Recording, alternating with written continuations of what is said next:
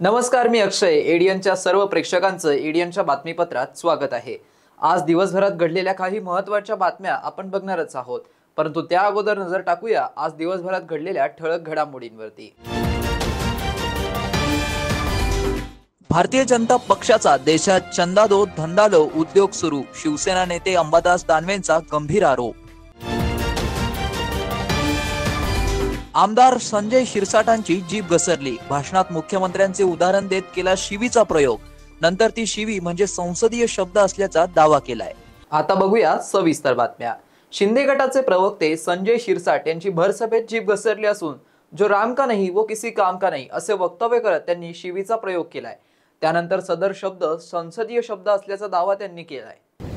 आमच्याकडे मुसलमान बांधव आहेत, ते आमच्या बरोबर खांद्याला खांदा लावून काम करतात. वेळेनुसार बदलणारी अवलाद आमच्याकडे नको, आम्हाला ती पाहिजे पण नाही.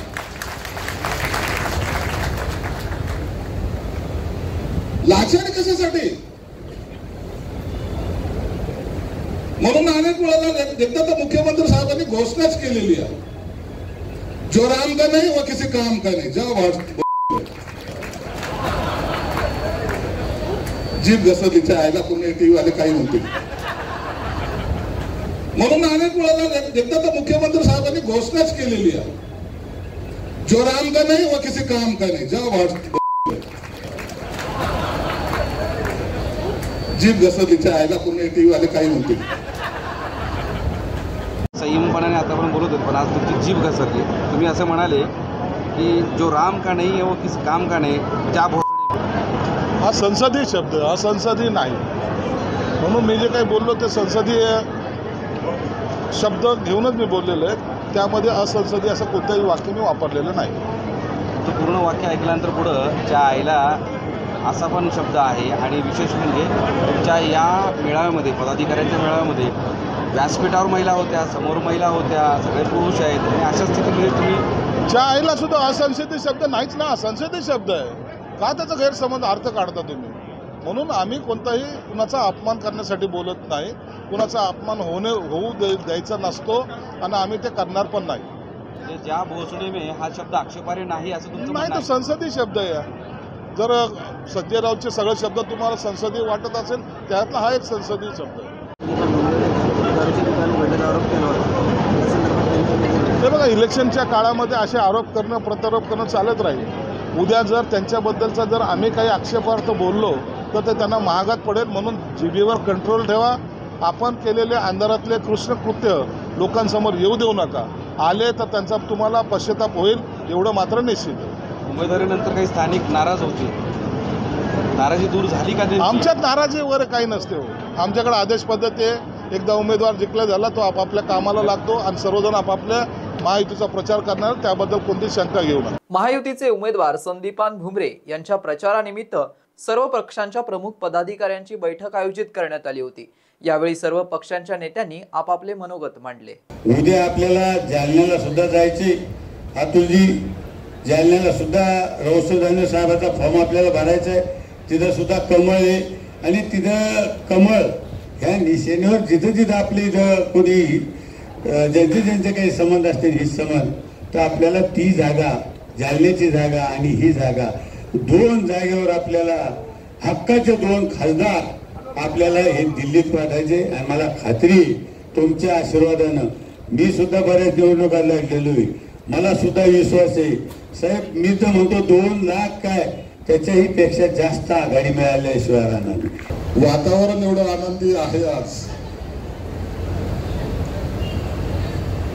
की प्रत्येक जण, मी या मेळाव्याला आलेलो आहे, मला सर्वांच्या बरोबर सामावून घ्यायचं आहे.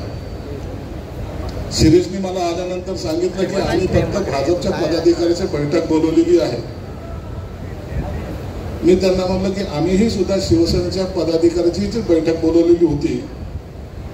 मनसेच्या लोकांनी तसंच केलंय, रिपाईने तसंच केलेलं आहे. आणि हे सर्व करायचं कशाला? आम्हाला मोदी साहेबांशी करायचं. आम्ही हे सर्व जे करतो ते मोदी साहेबांसाठी करतो. म्हणून तुम्हाला काम करायचं ते मोदी साहेबांसाठी करायचं. म्हणून चिंता करू नका. तन मन आणि धनाने सुद्धा तुम्ही आमच्या बरोबर आहात असं आम्हाला खात्री आहे. की आपल्याला एवढीच विनंती आहे, कारण की या ठिकाणी आमचे लोकप्रिय उमेदवार संदीपानजी भुमरे साहेब, चिंता करू नका, रॅली बघा रॅली कशी राहणार. हे सर्व या ठिकाणी आलेले महायुतीचे लोक आपली रॅली बघितल्यानंतरच समाजाच्या लक्षात येईल की आपण कसं निवडून येणार आहोत. कारण की 1996ला या जिल्ह्यातून 1,14,000 मतांनी मी या ठिकाणी निवडून आलो होतो. त्यावेळेस सर्वात जास्त मतं निवडून येणारा पहिला खासदार मी या भागातला होतो. म्हणून मी तुम्हाला या ठिकाणी शब्द देतो आमच्या परम महायुतीतर्फे आणि सर्वांना विनंती करतो. महिलांनी आता फार सांगितलं, महिलांनाही विनंती करतो, पुरुषांना विनंती करतो. आपल्या महाराष्ट्र शासनाने आपल्या पंतप्रधान मोदी साहेबांनी केलेली योजनेची सर्व माहिती घराघरापर्यंत आपण पोहोचावी यासाठी सुद्धा आपण सर्वांनी प्रयत्न करावा आणि लोकांना कळायला पाहिजे. राज्याचे मुख्यमंत्री एकनाथजी शिंदे साहेब, उपमुख्यमंत्री देवेंद्रजी फडणवीस साहेब आणि उपमुख्यमंत्री अजितदादा पवार साहेब आणि अनेक बाकी नेते सगळे या मराठवाड्याच्या राजधानीचा खासदार हा महायुतीचा होण्याकरता सगळेजण त्यादिवशी येणार आहे. आता संजीवने कालच्या फॉर्म भरण्याच्या रॅलीचा उल्लेख केला. संजीव उल्लेख करण्यासारखी रॅलीच नव्हती, त्याच्यामुळे त्याचा उल्लेखच नाही केला. आज या ठिकाणी शिरीष बोराकरने सांगितलं की आम्ही मागच्या 1.5-2 वर्षापासून भारतीय जनता पार्टी बूथ लेवलपर्यंत सगळीकडे काम करत होती. प्रत्येक बूथवर आम्ही बूथ प्रमुख आहेत, त्याचे पन्ना प्रमुख आहेत, या पद्धतीने सगळीकडे तयारी केलेली आहे. त्याच्यामुळे सगळेजण कामाला लागतील, सगळेजण ह्याच्यामध्ये काम करतील. पण first impression is the best impression या पद्धतीने 25 तारखेची आपली रॅली मोठ्या होण्याकरता आजची बैठक आहे आणि आपल्याला या रॅलीमध्ये लोकांना बोलवायचं, विनंती करायची. ही रॅली मोठी याच्याकरता करणं आहे कारण की राम मंदिराला ज्यांनी विरोध केला त्यांच्याबरोबर आपले विरोधी पक्ष MIM असो किंवा उभाटा असो. तर दुसरीकडे पालकमंत्री संदीपान भुमरे यांच्या नावाला भाजपमधील काही जणांनी विरोध केलाय. विनोद पाटील यांच्या हालचाली आणखीन सुरूच असून महायुती उमेदवार बदलणार का अशा चर्चा आता सर्वत्र सुरू झाल्या आहेत. सोमवारी दुपारी औरंगाबाद लोकसभेसाठी असलेले इच्छुक उमेदवार म्हणजेच विनोद पाटील यांनी उपमुख्यमंत्री देवेंद्र फडणवीस यांची भेट घेत आपली बाजू मांडली. त्यानंतर त्यांनी शिवसेना शिंदे गटाचे नेते उदय सामंत यांची सुद्धा भेट घेतली. सामंत व पाटील यांच्यात तब्बल 3 तास चर्चा झाली. या भेटीनंतर सामंत यांनी माध्यमांना दिलेल्या माहितीनुसार पाटील यांनी आपण सक्षम उमेदवार असल्याबाबत आपली बाजू मांडली. ती बाजू जाहीर न करता मी मुख्यमंत्री शिंदे यांच्याशी चर्चा करेन असं सांगितलं. तर दुसरीकडे पालकमंत्री संदीपान भुमरे या नावास भाजपमधील काही जणांनी विरोध देखील केलाय. तसेच मराठा आरक्षण याचिकाकर्ते विनोद पाटील यांनी देखील याबाबत जाहीर नाराजी व्यक्त केली आहे. त्यामुळे महायुती उमेदवार बदलणार का अशी चर्चा सुरू झाल्या आहेत. उदय सामंत साहेब माझे जुने सहकारी आहेत, त्यांचे माझे चांगली मैत्री संबंध आहे. त्यांनी जरूर मला विनंती केली. त्यांनी सांगितलं की संभाजीनगर लोकसभेमध्ये आपण आम्हाला सहकार्य करावे. यावर मी त्यांना ठामपणे सांगितलं अजूनही उशीर झालेला नाही. आपण परिस्थितीचं भान ठेवून राज्यामध्ये अनेक ठिकाणी बदल केले. त्याच पद्धतीने छत्रपती संभाजीनगरमध्ये एक तातडीचा सर्वे करावा आणि त्या सर्वेमध्ये सर्वसामान्य जर माझ्या बाजूने नसतील तर याच्यावर आपण चर्चा करू. परंतु मला पूर्ण विश्वास आहे सर्व 18 पगड जातीचे तरुण माझ्यासोबत आहेत. मी निवडणूक लढवण्यावर ठाम आहे. ही स्पष्ट भूमिका मी त्यांच्यासमोर मांडलेली आहे आणि मी त्यांना उलट विनंती केलेली आहे की आपणच उमेदवार बदलावा व एक खासदार आदरणीय मोदी साहेबांकडे पाठवण्यासाठी सहकार्य करा. हे बघा, निवडणूक मी लढणार आहे, मी जाहीर केलं. महायुतीने सांगितलं आम्ही तुझा विचार करतो, मी त्यांच्याकडे उमेदवारी मागितली. जर महायुतीला असं वाटत असेल त्यांनी दिलेला उमेदवार योग्य आहे तर तो निर्णय त्यांचा. विनोद पाटील आणि सर्व सहकारी म्हणून आमचा निर्णय झालेला आहे. ही लोकसभा ताकदीने जिद्दीने निवडून येण्यासाठी आम्ही लढणार आहोत. कोणत्याही व्यक्तीला विरोध करण्यासाठी आम्हाला लढायचं नाही आहे. आम्हाला आमचा विकास करण्यासाठी लढायचं आहे. मी या अगोदरही सांगितलं मला प्रश्न कळलेले आहे, माझ्याकडे त्याची उत्तर आहे. यामुळे ठामपणे मी निवडणूक लढवणार आहे. त्यांनी मला कल्पना दिली उद्या माननीय मुख्यमंत्री शिंदे साहेब इथे येऊ इच्छिता. म्हणलं आदरणीय साहेब यापूर्वी आलेले आहे आणि साहेबांचं स्वागत आहे. साहेबांचं घर आहे, त्यांचं स्वागत आम्ही जरूर करू. परंतु निवडणुकीच्या चर्चेसंदर्भात ही माझी आग्रही भूमिका आहे की उमेदवारी मला देण्यात येईल. पैशांचा पाऊस पाडून देणाऱ्या भोंदू बाबासह अनेक जणांचे उमेदवारी अर्ज मंगळवारी औरंगाबाद लोकसभेसाठी दाखल करण्यात आले असून यात संजय शिरसाट यांनी देखील अपक्ष उमेदवारी अर्ज दाखल केलाय. पैशांचा पाऊस पाडून देणाऱ्या भोंदू बाबा साहेब खान यासह अनेक जणांचे उमेदवारी अर्ज मंगळवारी औरंगाबाद लोकसभेसाठी दाखल करण्यात आले आहेत. यात पैशांचा पाऊस पाडून देतो असे आमिष दाखवून जादूटोणा करणारा भोंदू बाबा साहेब खान हा देखील लोकसभा निवडणूक रिंगणात उतरला आहे. त्याने सोमवारी अर्ज दाखल केला असून त्याने दिलेल्या शपथपत्रांमध्ये त्याच्यावर आत्तापर्यंत लोकांच्या फसवणुकीचे वेगवेगळे 6 गुन्हे दाखल आहेत. त्यातील अनेक गुन्हे MIDC पोलीस ठाण्यात दाखल आहेत. याबरोबरच गोरखनाथ राठोड अपक्ष, सुरेंद्र दिगंबर गजभारे अपक्ष, रवींद्र भास्कर बोडखे भारतीय युवा जन एकता पार्टी आणि संजय भास्कर शिरसाट यांनी देखील अपक्ष अर्ज दाखल केलाय. लोकसभा उमेदवारीसाठी मंगळवारी सायंकाळपर्यंत 19 जणांची 27 उमेदवारी अर्ज दाखल करण्यात आली आहे, तर 127 जणांनी 243 अर्ज विकत घेतले आहेत. शहरवासियांना एक सुवर्ण संधी. तुम्हीही एखादा व्यवसाय करताय तर मग एडियनवर जाहिरात करा आणि मिळवा व्यवसायात मोठा फायदा. तर वाट कसली पाहताय? आताच खाली दिलेल्या नंबरवर संपर्क साधा. इथे वेळ झाली आहे एका छोट्याशा ब्रेकची. कुठेही जाऊ नका, पाहत रहा एडियन न्यूज.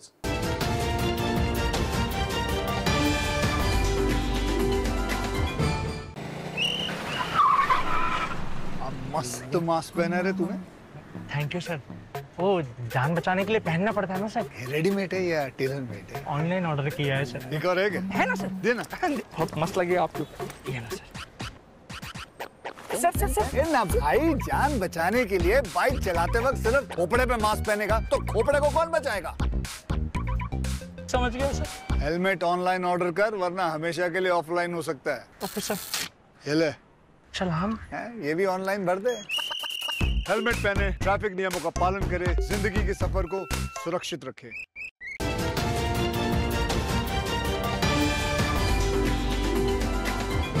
ब्रेक नंतर पुन्हा एकदा स्वागत. आपण बघत आहात एडियन बातमीपत्र. केंद्र सरकारने सुरू केलेल्या सरकारी योजनांची माहिती देशातील नागरिकांना मिळावी यासाठी विकसित भारत नावाने देशभरात फिरत असलेले वाहने भारतीय जनता पक्षाच्या निवडणूक प्रचारासाठी फिरत आहेत. देशात भाजपचे चंदा दो धंदा लो असा उद्योग सुरू असल्याचा गंभीर आरोप शिवसेना नेते व विरोधी पक्षनेते अंबादास दानवे यांनी केलाय. विकसित भारत नावाने 2 महिन्यापूर्वी भारतीय जनता पार्टीने गावोगाव एक व्हिडिओ व्हॅन नेल्या होत्या अनेक गावात. कारण मोदी सरकार लिहिलं होतं, त्याच्यात भारत सरकार कुठंच लिहिलेलं नव्हतं. अनेक गावात या व्हॅन अडवल्या होत्या. परंतु हा सरकारी कार्यक्रम, सरकारचा कार्यक्रम असताना ज्या व्हॅन त्यावेळेस होत्या, ज्या एजन्सीज त्यावेळेस होत्या, त्याच व्हॅन आता भारतीय जनता पार्टीच्या प्रचारासाठी फिरतात. कारण ह्या देशभराचं कॉन्ट्रॅक्ट या कंपनीला दिलेलं मागच्या वेळेस विकसित भारतचं, आता सुद्धा भारतीय जनता पार्टीनं देशस्तरावर अशा पद्धतीनं कॉन्ट्रॅक्ट दिल्याची माहिती आहे.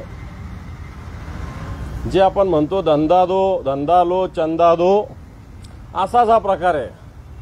विकसित भारतचं काम त्या कंपनीला द्यायचं आणि त्याच्याकडून नंतर भारतीय जनता पार्टीचं काम करून घ्यायचं. अशा पद्धतीनं या कंपन्यांची नावं सुद्धा तुम्ही काढू शकता, मी देणार. परंतु पेपर्स बाकी आहे. परवाच्या दिवशी रविवारी हे सगळं झालेलं, त्यामुळे अजून पेपर्स आले नाही. पण आज उद्या माझ्याकडे पेपर. पण मी दाव्यासहित सांगतो, विकसित भारताच्यासाठी जी एजन्सी होती, ज्या व्हॅन फिरत होत्या, त्याच व्हॅन, तोच शेड्यूल, तोच रूट आता भारतीय जनता पार्टीच्या प्रचारासाठी या व्हॅन करतायत. मला असं वाटतं की हे ज्या कंपनीला कॉन्ट्रॅक्ट द्यायचं तिलाच पार्टीसाठी वापरून घ्यायचं. जसं बॉन्डच्या माध्यमातून झाले तसंच इथं सुद्धा झालेलं आहे. महाविकास आघाडी आणि महायुतीच्या नेत्यांनी एकत्र महाआरती करून श्री हनुमान जयंतीच्या पर्वावर खुलताबाद येथील देवस्थान श्री भद्रा मारुतीचं दर्शन घेतलं. तर श्री भद्रा मारुती हनुमान जयंती निमित्त मंगळवारी लाखो भक्तांनी भद्रा मारुतीचं दर्शन घेतलंय. श्री हनुमान जयंतीच्या पर्वावर खुलताबाद येथील देवस्थान श्री भद्रा मारुती येथे दर्शन घेण्याकरता भाविकांची रीघ लागली होती. पायी येणाऱ्या भाविकांची संख्या मोठ्या प्रमाणावर होती. जयभद्राच्या जयघोषाने संपूर्ण खुलताबाद नगरी दुमदुमली होती. मंगळवारी असलेल्या हनुमान जयंतीला जवळपास 3 ते 4 लाख भाविक श्री भद्रा मारुती येथे दर्शनासाठी आले होते. सोमवारी मध्यरात्रीपासूनच भाविक दर्शनाकरिता संस्थान परिसरात दाखल होण्यास प्रारंभ झाला. औरंगाबाद येथून पायी येणाऱ्या भाविकांची संख्या प्रचंड होती. औरंगाबादसह सिल्लोड, फुलंब्री, येवला, शिर्डी, वैजापूर, चाळीसगाव, कन्नड या ठिकाणाहूनही मोठ्या संख्येने भाविक पायी येत असल्याचे खुलताबाद शहराने सगळेच मार्ग भाविकांसाठी फुलून गेले होते. पायी येणाऱ्या भाविकांच्या सुविधेकरिता ठिकठिकाणी पिण्याचे पाणी, चहा, फराळ, विविध सुविधा पुरवल्या जात होत्या. दौलताबाद घाटात विद्युत दिव्यांची सुविधा करण्यात आली होती. महामार्ग व स्थानिक पोलीस वाहतूक सुरळीत करण्याकरिता परिश्रम घेतले. संस्थानचे जनसंपर्क अधिकारी राजेंद्र जोंधळे व त्यांचे सहकारी भाविकांना विविध सुविधा उपलब्ध देण्याकरिता कार्यरत होते. खुलताबाद भद्रा मारुती मंदिर जयंती उत्सवात आज मंगळवारी सकाळी पहाटे महाआरती लोकसभेचे महाविकास आघाडीचे उमेदवार चंद्रकांत खैरे, भाजपचे मंत्री अतुल सावे, भाजपचे नेते अनिल मकरिये, संस्थानचे अध्यक्ष मिठू पाटील बारगळ, बंडू जोशी, श्रीपाद जोशी यांच्या हस्ते महाआरती करण्यात आली. मंगळवारी दुपारी 2 वाजताने समारोप अप्पर पोलीस अधीक्षक यांनीही सुरक्षेच्या दृष्टीतून परिसराचा आढावा घेतला. त्यांच्यासोबत उपविभागीय पोलीस अधिकारी विजयकुमार ठाकूरवाड, पोलीस निरीक्षक धनंजय फराटे, पोलीस कर्मचारी यावेळी त्यांच्यासोबत होते. औरंगाबाद ग्रामीण पोलीस अधीक्षक मनीष कलवानिया यांच्या अधिपत्याखाली अप्पर पोलीस अधीक्षक सुनील लांजेवार, उपविभागीय पोलीस अधिकारी विजयकुमार ठाकूरवाड यांच्या मार्गदर्शनाखाली पोलीस निरीक्षक धनंजय फराटे यांनी पोलीस अधिकारी व कर्मचारी यांना चोख पोलीस बंदोबस्त मंदिर परिसरात तैनात केला होता. यामध्ये पोलीस निरीक्षक, सहाय्यक पोलीस निरीक्षक, पोलीस कर्मचारी, गृहरक्षक दलाचे जवान असा बंदोबस्त ठेवण्यात आला होता. तसेच संस्थाच्या वतीने खाजगी सुरक्षा तैनात करण्यात आली होती. एडियनसाठी तालुका प्रतिनिधी हुसेन पटेल, खुलताबाद. महानगरपालिका अतिक्रमण हटाव विभाग मार्फत हडकोय नाकरा गजानन नगर परिसरातील रस्त्याचं एकूण 15 अतिक्रमण निष्कासित करण्यात आले. स्थानिक माजी नगरसेवकांच्या कार्यकर्त्यांमार्फत सदर अतिक्रमणे करण्यात आल्याचं म्हटलं जात आहे. सौभाग्य मंगल कार्यालयापासून गजानन नगरकडे जाणाऱ्या रस्त्यावर अनेक नागरिकांनी 15x15 तर 10x20, 10x5 अशा लहान मोठ्या लोखंडी टपऱ्यांचं अतिक्रमण करून जवळच्या खुल्या जागेत भाजी मंडई भरवली जात होती. त्यामुळे परिसरातील नागरिकांना वाहतुकीसाठी रस्ता मोकळा मिळत नव्हता. सर्व भाजी विक्रेतेसह टपरीधारक यांनी रस्त्यावर अतिक्रमण केल्यामुळे याबाबत आयुक्त यांच्याकडे ऑनलाईन व लेखी तक्रारी प्राप्त झाल्या होत्या. त्या अनुषंगाने अतिरिक्त आयुक्त संतोष वाहुळे तसेच उपायुक्त सविता सोनवणे यांनी गुरुवारी, शुक्रवारी या भागात पाहणी केली व सर्व व्यापाऱ्यांना, अनधिकृत टपरीधारकांना व इतर अतिक्रमणधारकांची प्रत्यक्ष चर्चा करून त्यांना 2 दिवसाचा अवधी देऊन सर्व अतिक्रमण काढण्याबाबत सूचना देण्यात आल्या होत्या. या सूचनेनुसार काही लोकांनी स्वतःहून अतिक्रमण काढून घेतले होते, तर इतर 15 लोकांनी हे अनधिकृत बांधकामे व अतिक्रमणे न काढल्याने सोमवारी महानगरपालिकेच्या वतीने JCBच्या साह्याने हे अतिक्रमण निष्कासित करण्यात आले. तसेच N11 मुख्य रस्ता स्मशानभूमीजवळ असलेले अनधिकृत व्यवसाय करणारे ट्रॅक्टर, रेती, खडी यांच्या विरुद्धही कारवाई करून त्यांना हटवण्यात आलंय. सदर कारवाई आयुक्त तथा प्रशासक जी श्रीकांत यांच्या आदेशानुसार अतिरिक्त आयुक्त संतोष वाहुळे, उपायुक्त अतिक्रमण सविता सोनवणे, प्रभाग अधिकारी अशोक गिरी, अतिक्रमण निरीक्षक सय्यद जमशेद, यशोदा पवार, सौरभ खेडे, अश्विनी कोथलवार, JCB चालक, माजी सैनिक यांनी कारवाईत सहभाग घेतला. मनोज जरांगे पाटील यांच्या जीवनावर आधारित संघर्ष योद्धा हा चित्रपट सेन्सॉर बोर्डाने आचारसंहितेचं कारण देत प्रदर्शन लांबवलंय. हा चित्रपट 26 एप्रिल रोजी प्रदर्शित होणार होता, त्याऐवजी आता 21 जून रोजी प्रदर्शित होणार आहे. त्यामुळे चित्रपट निर्मिती चमूने सेन्सर बोर्डवर नाराजी व्यक्त केली असून याबाबत माहिती पत्रकार परिषदेमध्ये देण्यात आली आहे. तुमचा चित्रपट वादाच्या भोवऱ्यात सापडलाय, काय सांगा? सर्वांना जय शिवराय. मी अभिनेता रोहन पाटील आहे. त्या 26 एप्रिल 2024ला राज्यभर प्रदर्शित होत असलेला सिनेमा संघर्ष योद्धा मनोज जरांगे पाटील, ज्या सिनेमाची आतुरतेने संपूर्ण राज्य वाट पाहत होतं आणि अगदी वराडची वराड जसं आपण म्हणतो तसं थिएटरमध्ये जाणार होते आणि हा चित्रपट बघणार होती. कारण हा चित्रपट एका सर्वसामान्य व्यक्तीवरती आणि एका समाजासाठी आपलं सर्वस्व पणाला लावणाऱ्या व्यक्तीवरती हा सिनेमा होता. आणि हा सिनेमा खूप चांगल्या पद्धतीने चालणार ह्या गोष्टीचा इफेक्ट असेल किंवा हा सिनेमा राज्यात चाललेल्या इलेक्शनवरती असेल किंवा मला माहीत नाही ज्या गोष्टीवरती असेल त्या गोष्टीचा मी प्रथमतः इलेक्शन बोर्ड असेल, आचारसंहिता असेल आणि सेन्सॉर बोर्ड यांचा आदर करतो. पण आम्हाला हा सिनेमा प्रदर्शनापासून थांबवण्याचे आदेश दिलेत। का दिले माहीत नाही, हा सिनेमा का थांबवावा वाटला का खरंच थांबवला हे मला माहीत नाही, पण मी राज्यातल्या जनतेला एवढंच सांगतो की आपल्यावरती संकट आलेलं आहे आणि हे जे संकट आहे हे चित्रपटावरती आहे, हे आमच्यावरती आहे, हे माननीय जरांगे पाटलांवरती आहे आणि हा अन्याय हा समाजावरती देखील झालेला आहे, आमच्यावरतीही झालेला आहे। त्याच्यामुळं मी अन्यायाचं स्वागत करून येणाऱ्या 21 जून 2024 रोजी हा सिनेमा राज्यभर पुन्हा ताकदीने आपण रिलीज करतोय। पण जे झालं ते चुकीचं झालं, हे चित्रपटाच्या बाबतीत घडायला नको होतं, कारण संघर्ष हा जरांगे पाटलांच्या आयुष्यालाही आला, त्यांच्या आयुष्यावर बनलेल्या सिनेमाला सुद्धा आला, म्हणजे जे नको व्हायला होतं ते सुद्धा झालं। पण मी संघर्षाचं सुद्धा स्वागत करतो आणि समाजाला सांगतो की आपण निषेध करू नका, आपण चुकीच्या पद्धतीने वागू नका, आपण आलेल्या संकटावर मात करून येणाऱ्या 21 जूनला हा सिनेमा राज्यभर ताकदीने प्रदर्शित करू। आणि मी आशा करतो की आता हा सिनेमा समाज चित्रपटसृष्टीतलं रेकॉर्ड तोडल्याशिवाय राहणार नाही। आता मराठा समाज या सिनेमाला बघणार होता, पण येणाऱ्या 21 जूनला राज्यातला सगळा समाज या सिनेमाला बघेल अशी आशा करतो।